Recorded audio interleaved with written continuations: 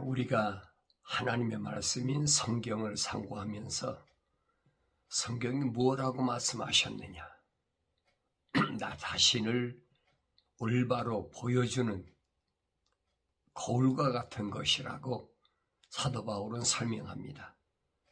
그래서 사도 바울이 뭐라고 이 아침에 우리에게 설명하고 있느냐, 그 사도 바울의 서신 가운데 우리가 로마서 9장에 보면은 바울은 이렇게 설명합니다.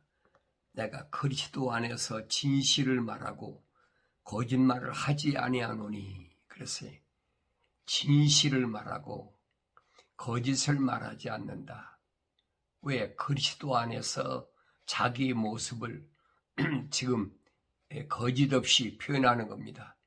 나의 양심도 성령 안에서 나에게 증거하는 것은 내 마음에 큰 근심과 그치지 않는 슬픔이 있다는 것이라. 육신에 따른 내 형제들, 내 동족들을 위해서라면 차라리 내 자신이 그리스도로부터 저주받기를 바랐겠노라. 그리스도로부터 저주받기를 바랐겠노라. 과거예요. 현재가 아니에요. 바울이 그런 마음을 가지고 이스라엘 백성이 재건을 위해서 미완성됐을 때 부활하신 예수님을 만나기 전에 바울의 모습을 볼 수가 있어요. 바울이 얼마나 애틋한 마음을 가지고 있었느냐. 그러니까 그 애틋한 마음이 다르게 표현하면 무자비하게 나타난 거지. 걸림돌이 되는 것은 무자비하게 제거했던 거예요. 그런 마음 때문에 내 형제들 또 내 동족들 항상 자기 마음속에 큰 근심, 그치지 않는 슬픔이 있다는 것이라. 우리 똑같잖아요. 대한민국 사람이면 대한민국이 이름이 나고, 요즘은 이제 한류 열풍이라. 그래서 가는 데마다 K-팝이다, K-푸드다, K-스포츠다. 계속 듣기에 좋죠. 왜? 내 육신은 한국 사람이니까. 그거 싫어하는 사람이 어디 있어요? 옛날에는 유럽 사람들이 한국 사람을 얼마나 업신여겼는데, 유럽뿐 아니잖아요. 일본 사람이나 중국 사람이나 똑같아요. 왜? 대한민국이라면 지도해 보세요. 조그마한, 그것도 두동강이 나가지고 그 잘 보이긴 합니까? 근데 유럽 사람들한테 대한민국 코리아라고 그러면요, 그게 어디 붙었느냐고 몰랐어요. 요즘이니까 한류 열풍이다 하다 하니까 자랑스럽잖아요. 그런데 그것이 문제가 아니라는 거예요.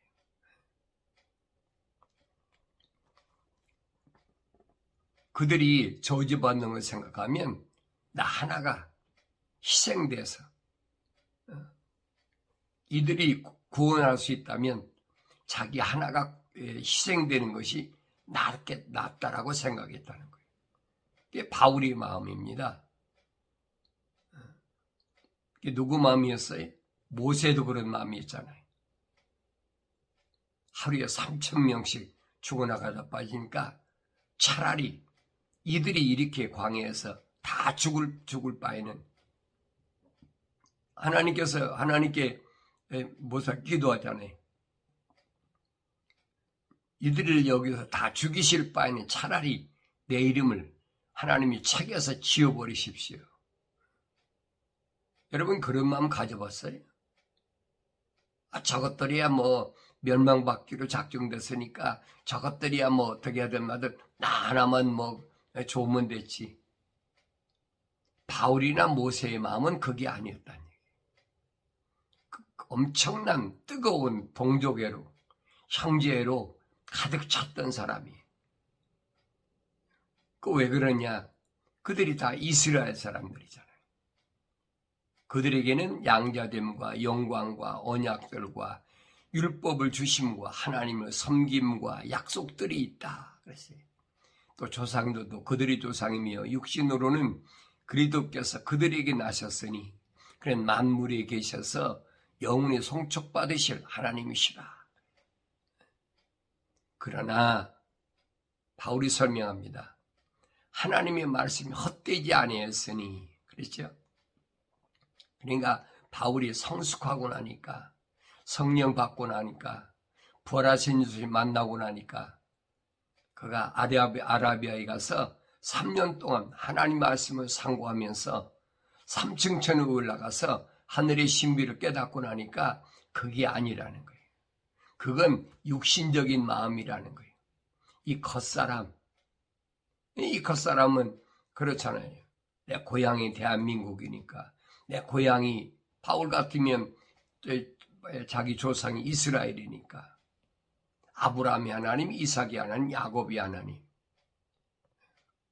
그러니까 바울의 마음속에는 항상 그런 마음이 끊어지지 않았죠. 동족에. 근데 주님은 말씀하시잖아요. 주님이 한참 말씀을 전하시는데 어떤 사람이 와서 주님께 와서 선생님, 밖에 당신의 형제, 자매, 모친이, 어머니가 와서 당신과 대화하길 원합니다. 그때 주님이 하신 말씀이 뭐예요? 제자들 향하여 누가 내 형제고 자매고 모친이냐? 이 얼마나 비장한 말씀이에요. 누가 밖에 자기를 낳은 어머니가 와 계시고 자기하고 같은 혈육이 있는 형제 자매가 와 기다린다는데 누가 그랬잖아요. 누가 내 형제고 자매고 모친이냐? 그러면서 하늘에 계신 하나님의 아버지의 뜻대로 행하는 자가 내 형제요 자매요 모친이니라. 이미 결론이 났어요. 그럼 무슨 얘기? 하늘에 계신 아버지의 뜻, 그게 뭡니까? 바울이 설명하지. 하늘에 계신 하나님의 뜻은 이것이 곧 너희 거룩함이라. 거룩한 하나님의 사랑의 호흡이 안 들어간 사람은 내 형제도 자매도 모친도 아니라는 얘기. 얼마나 비정한 말씀이에요. 이미 예수님께서 사도 바울을 부르시기 전에 제자들 훈련시킬 때 말씀하신 거예요. 그때 사도 바울은 주님의 제자가 아니었잖아요. 근데 똑같은 말씀을 하고 있어요. 왜? 성령은 한 분이기 때문에. 성령은 한 분이에요, 여러분. 그렇기 때문에 구약에서 성령 받은 선자들이 하신 말씀이나 또 2000년 전에 성령으로 잉태하셔서 이 땅에 육신이 입고 오셨지만은 그가 요단강가에서 침례 받으실 때 성령으로 인침 받으시오. 또 부활하신 예수를 만나고 예수님께로부터 직가로 가라. 그래서 직가로 가서 아나니아로부터 안수받고 성령 받은 사울이나 이제 바울이 됐죠. 똑같아요. 다른 게 없어요, 말씀이. 만약에 구약의 선지자들의 말씀과 예수님의 말씀과 사도들의 말이 다르다. 그럼 가짜지요. 성경을 안 읽으면 또 읽어도 성령 받지 않으면 깨달을 수가 없어요. 맨날 날마다 되새김질하고 말씀을 상고하고 베리아 사람처럼 그게 그런가 하여 날마다 상고해보면 정답이 나오지요. 왜 빠진 것이 없다라고 이미 선지자를 통해서 약속하셨거든. 너희는 주의 책을 찾아서 자세히 읽어보라. 이것들은 하나도 부족한 것이나 왜 빠진 것이 없고 자기 짝이 없는 것이 없다. 반드시 자기 짝이 있다는 거예요. 자기 짝이 뭐예요? 약속과 명령은 뗄래야 뗄 수 없는 짝이에요.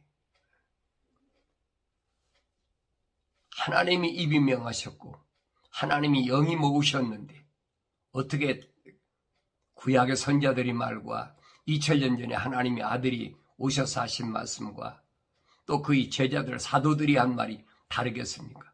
그럼 성경이 아니에요. 사도 바울이 말하잖아요. 하나님도 한 분이시요 아들도 하나요 영도 하나다. 이거 바꿀 수가 없는 거예요. 이 아침에 나는 하나님 말씀을 얼마나 올바로 깨닫고 있는지 나 자신을 하나님 말씀 앞에 한번 비춰보고 어떤 마음을 가지고 있느냐 하는 거예요. 어떤 마음을 가지고 있느냐. 그러나 하나님 말씀이 헛되지 아니하였으니 이는 이스라엘에서 난 사람이 다 이스라엘이 아니며 또 아브라함이시라 하여 다 자녀가 되는 것이 아니기 때문이라. 오직 이삭에서 남자만이 너희 씨라 불리라 하셨으니 이는 육신의 자녀가 하나님 자녀가 아니요 오직 약속의 자녀만이 씨로 여김을 받는다는 것이라. 약속의 말씀은 이것이니 이때쯤 내가 오리니 사라에게 아들이 있으리라 하신 것이라. 그뿐 아니라 리브가도 한 사람 곧 우리 조상 이삭에 의하여 잉태하였는데 아직 자식들이 나지도 아니하였고 또한 무슨 선이나 악을 행하지도 아니했을 때 택하심을 따른 하나님의 목적이 행함의 의사가 아니라 부르시는 그분에 의해서 있게 하시려고 그녀에게 말씀하실 형이 아우를 섬기라고 하셨으니 기록된 바 내가 야곱은 사랑하였고 에서는 미워하였노라 함과 같으니라. 이걸 잊어서는 안 된다는 거예요. 육신적으로 내 형제, 자매, 또 내 자녀, 날 낳은 부모 다 있죠. 또 내 아내, 남편 다 있잖아요. 그런데 바울은 정확히 설명해 주고 있잖아요. 이미 바울이 설명한 게 2000년 전에 오신 하나님의 아들이 이미 다 선포하셨어요. 누가 그랬어요? 거룩한 하나님 아버지의 사랑의 호흡으로 조성된 사람이 이 거룩한 자가 아니면 아니라고 그러잖아요. 예수님께서는 제자들에게도 뭐라고 말씀하십니까? 너희들이 알지 못하는 음식이 있는데 그게 뭐냐 하는 거예요. 하나님께서 나를 보내신 뜻을 행한다. 그 뜻이 뭐예요? 거룩이잖아요. 그리고 그 거룩을 완성시키는 거룩의 완성이 뭐예요? 성령으로 신실하게 되는 거잖아요. 정확하게 주님이 말씀하셨어요. 오늘 바울도 똑같은 얘기예요. 안타까운 마음이 얼마나 있겠어요. 바울이 결혼 안 해서 자녀들에 대한 애틋한 마음은 없겠지만은 부모가 자녀에 대한 애틋한 마음이 얼마나 있어요. 그 동물적이라는 얘기. 아브라함이 자녀들을 낳았는데 나이가 99세 됐는데 천사가 나타나서 뭐라고 그럽니까? 명년 이맘때 아들을 낳았다니까 그때는 이스마엘이 13살이었어요. 13년 동안 애지중지해서 잘 길러놨는데 그거 내 시가 아니라는 거예요. 하나님이 인정하는 시가 아니라는 거예요. 그리고 이삭을 약속하셨잖아요. 그러니까 사도 바울이 삼층천에 가서 하늘의 비밀을 보고 나니까 하늘의 신비를 깨닫고 나니까 바로 그 얘기입니다. 사라는 위에 있는 하늘에 있는 예루살렘이다. 곧 우리 어머니. 그러니까 우리는 누구와 같으냐? 약속받은 이삭과 같은 자녀다. 똑같은 아브라함의 혈통인데 위에 있는 혈통과 영적인 혈통과 육적인 혈통이 다르다는 얘기예요. 성경은 이 부분을 정확히 말씀해 주고 있는데 내가 어리니까 알지 못하고 내가 성숙하지 못했으니까 알지 못했던 거죠. 그러면 누가 그랬어요? 예수님이 형제들이 몇 명인데 그 몇 명 가운데 야고보 하나만 자기 형 예수가 하나님의 아들이라고 믿었잖아요. 사도행전이 얼마나 정확히 나왔어요. 야고보가 예루살렘에서 기둥과 같은 역할을 했다. 그렇잖아요.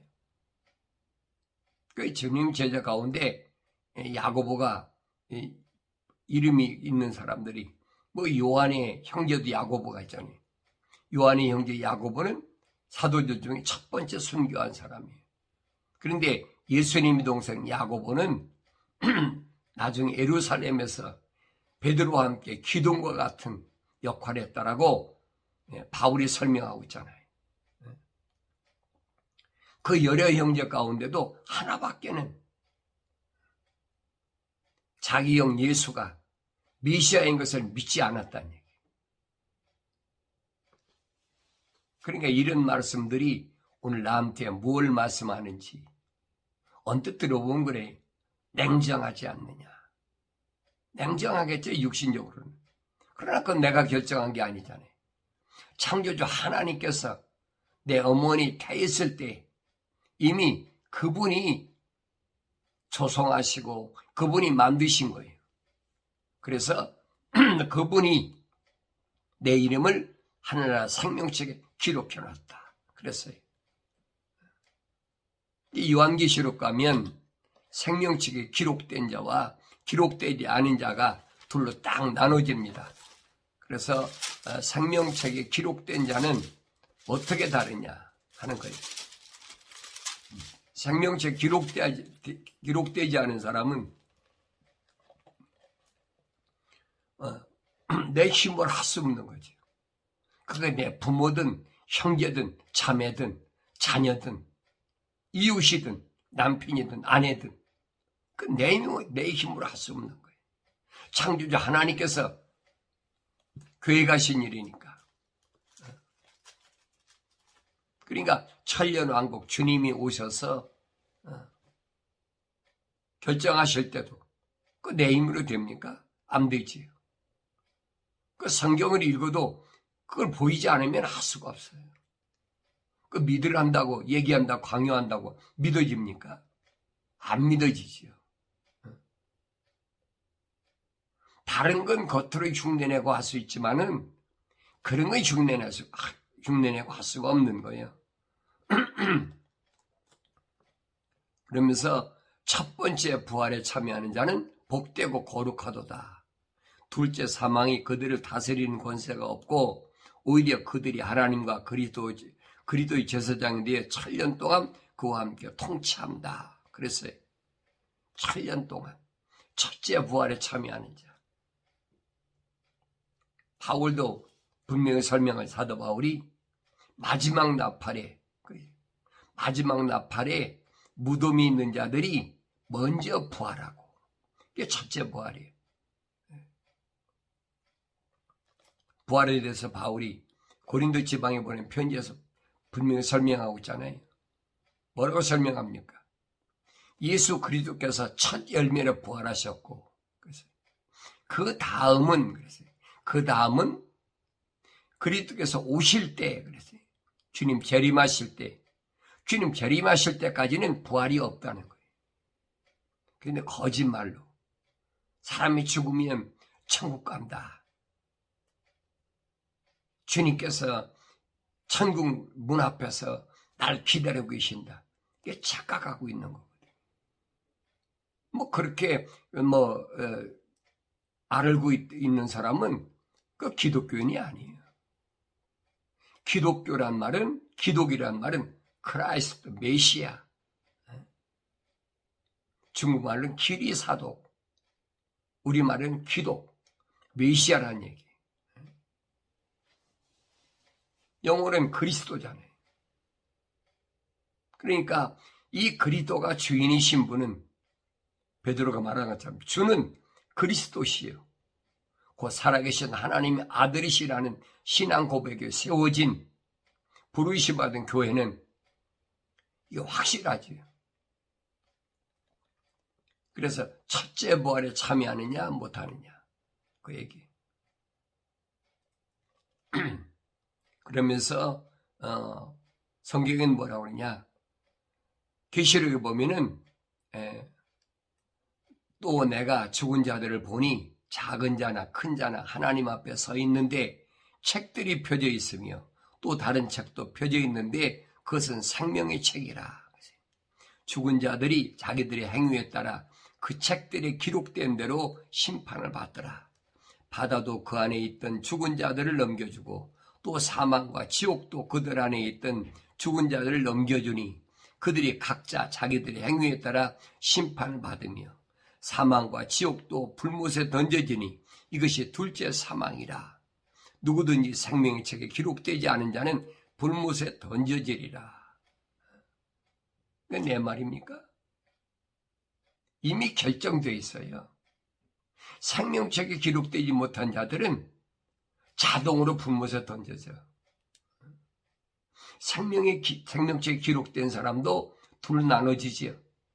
첫째 부활에 참여하는 자, 첫째 부활에 참여하지 못한 자는 다시 말하면 후섭년반에 엄청난 시련을 당하고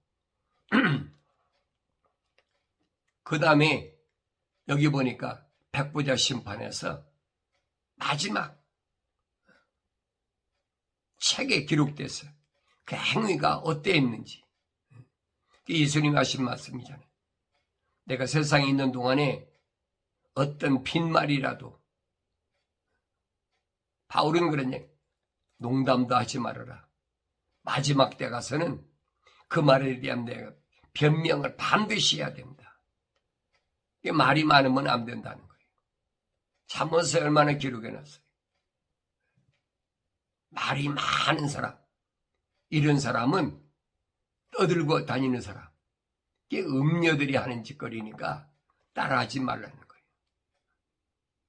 근데 사람들은 막 수다스럽고 말 많고 그런 사람 좋아하죠. 저 사람 친화적인 사람이다. 그런 사람 좋아하잖아요. 성경은 아니란 얘기예요. 내가 세상을 살아갈 때 어떻게 살아가야 되느냐. 하나님의 생명책에 기록되지 않은 자는 그건 자동으로 불못에 던져져요. 그게 누구든, 내 부모든 형제든 자매든 자녀든 아내든 남편이든 누구나 똑같아. 그건 내 힘으로 할 수 없는 거니까. 그래서 이제 그러잖아요. 육신의 힘으로 능력으로 안 되는 것이다. 다만 하나님이 영으로밖에 안 된다. 확실히 밝혀주고 있잖아요. 그러니까 내가 성령 받는 것이 가장 그 큰 문제다. 큰 문제라기보다는 관건이죠. 이제 어떻게 성령 받느냐? 어떻게? 한 가지 길밖에 없어요. 하나님이 약속하셨잖아요. 나의 책망을 듣고 돌이키라.